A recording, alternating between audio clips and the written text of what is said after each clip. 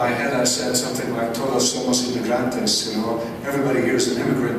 Janice Gould politely emailed me the next day and said, we're not all immigrants, but...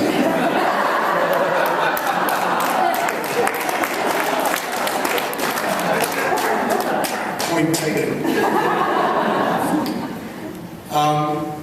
John Atkinson, all honor to you for doing this. I remember the early days when the conversation was just getting going, and who would have believed it would be such a lively, healthy institution in the community now.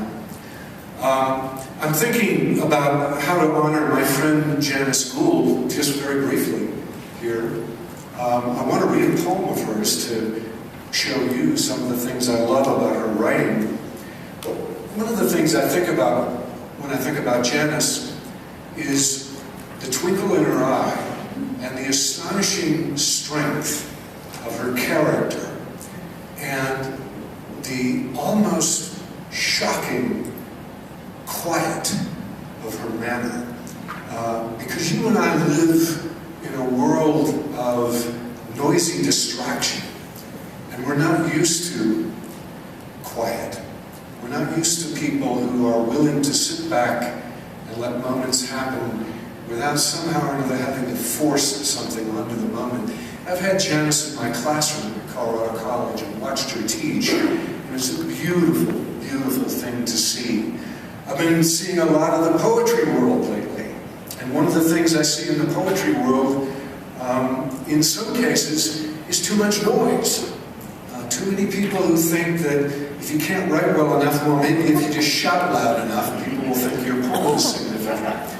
And I think that's a sad thing.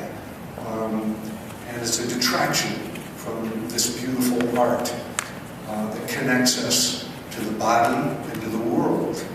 I love Janice's quiet.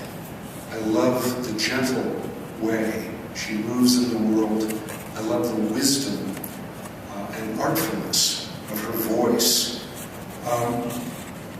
Because of her cultural background, perhaps, because she's a West Coast writer like me, a Westerner like me, I feel an affinity with Janice in terms of her connection to the natural world, a world that is bigger than us, but a world that we need to remember we belong to in intimate ways.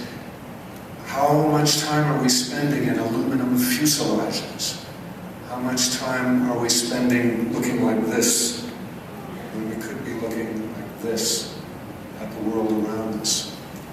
How little time are we spending listening to birds, listening to the weather, listening to the animal life around us, noticing the texture, color, and life of the earth we live on.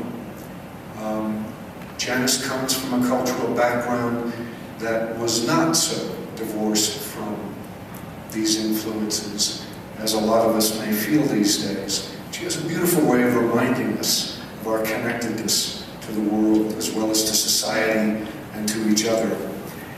My wife and I have a friend who edits a wonderful magazine called Lavender Review that has published some of Janice's work, and just this morning we went back and found one of Janice's poems there, and I hope it's okay if I read this, the Gazella of Bamboo and Plum Blossoms.